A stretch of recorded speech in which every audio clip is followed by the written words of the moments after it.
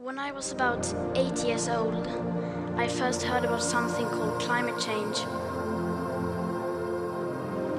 Apparently that was something humans had created by our way of living.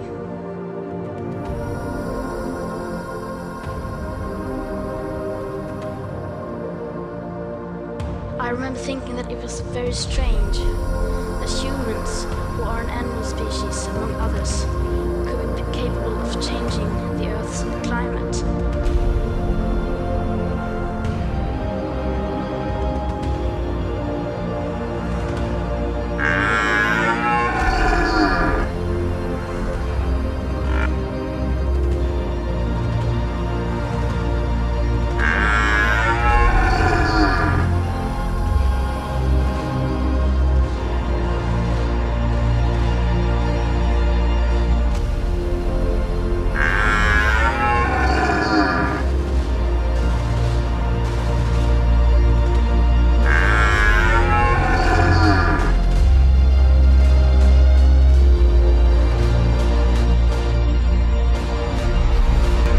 So we can't save the world by playing by the rules.